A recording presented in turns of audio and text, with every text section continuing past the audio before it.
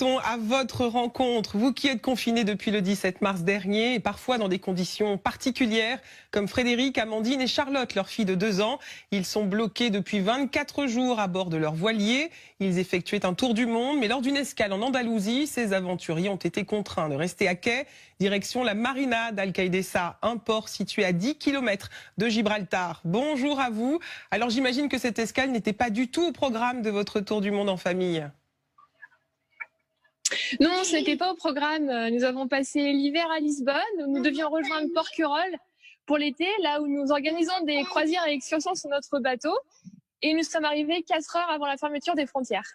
Et voilà, et occuper ses journées à bord d'un voilier à quai, ce n'est pas la même chose qu'en pleine mer, surtout avec une petite fille de 2 ans. Oui, alors on compatit avec les familles qui ont des jeunes enfants comme nous. Charlotte nous occupe une grande partie de la journée et sur un bateau, il y a toujours quelque chose à faire, réparation, entretien, et nous préparons aussi l'activité de cet été. Voilà, c'est une bonne nouvelle, au moins vous avez pas mal de choses à faire. Alors y a-t-il d'autres plaisanciers dans la même situation que vous dans ce port espagnol ? Oui, les pontons sont bien remplis. Il y a des personnes sur tous les bateaux, beaucoup d'étrangers, et une grande communauté s'est organisée pour se faire livrer des fruits et légumes, toute la nourriture possible directement au quai, pour nous éviter d'avoir à sortir faire les courses. Alors justement, s'il y a bien un expert du confinement à bord d'un voilier, c'est le navigateur Thomas Coville. Le skipper français a été le premier à descendre en dessous des 50 jours lors d'un tour du monde en solitaire. Thomas, bonjour. Vous êtes vous aussi à terre, confiné. On voit d'ailleurs votre trimaran juste derrière vous. Quels conseils pouvez-vous donner à notre petite famille d'aventuriers ? Oh, j'ai pas envie d'être donneur de leçons, mais c'est vrai que le principe du voyage, c'est que ça se passe jamais comme prévu. Qu'on soit professionnel, qu'on parte autour du monde en solitaire ou en équipage, c'est ça l'aventure, peut-être avec un grand A.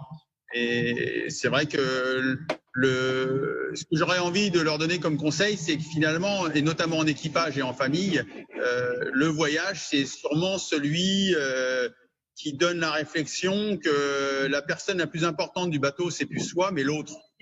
Quand on sait qu'on s'en... c'est plus simple en équipage, c'est vrai que la promiscuité, le fait qu'on soit dans un endroit restreint fait que d'un seul coup, l'action à l'autre devient interdépendante et que dès qu'on bouge, l'autre bouge et l'autre réagit. Vous confirmez, Frédéric et Amandine ? Un projet, c'est ça. Ah oui, je confirme que sur un bateau, dans un espace restreint, il faut s'aimer très fort. Tant mieux. Alors Thomas Coville, précisément, comment affronter la solitude ? C'est un espace très exigu, un bateau. Oui, alors c'est vrai que là, comme ils sont immobiles, d'un seul coup, ça prend une proportion complètement différente. Mais moi, je me souviens, même enfant ou même quand je suis en mer et qu'il y a des moments plus calmes, se mettre à la table à cartes et de jouer avec la cartographie et de se déplacer sur une map monde ou de se déplacer comme je faisais enfant en ouvrant une planisphère ou en ouvrant un livre qui vous permet de voyager. J'avoue que de préparer et faire un roadbook des prochaines destinations, c'est déjà un voyage. L'imagination, c'est un voyage incroyable. Et quand vous êtes dans le cadre d'un bateau, ça prend cette proportion. Et on imagine justement que ça vous manque de repartir en mer ? Ouais, évidemment, c'est ma vie, c'est mes sensations, mais je relativise. J'ai une chance inouïe. Vos sujets étaient très très forts parce que ça donne beaucoup de sens et justement c'est l'humilité qu'il faut avoir chacun de relativiser par rapport à la situation qu'on mène chacun par rapport à des gens qui sont vraiment dans le confinement ou effectivement des soignants qui sont vraiment aux premières loges et vraiment engagés. Alors Amandine et Frédéric, vous sentez-vous maintenant un peu moins seuls ? Ah oui, on se sent moins seul. Et on se sent privilégié aussi parce qu'on a le pont à l'extérieur, donc dès qu'il fait beau, on peut sortir. Voilà, on pense aux familles dans des petites surfaces sans balcon, c'est quand même vraiment pas la même chose. Eh bien, merci à tous les 4 et bon courage pour ce confinement, pas tout à fait comme les autres. Pour Lionel,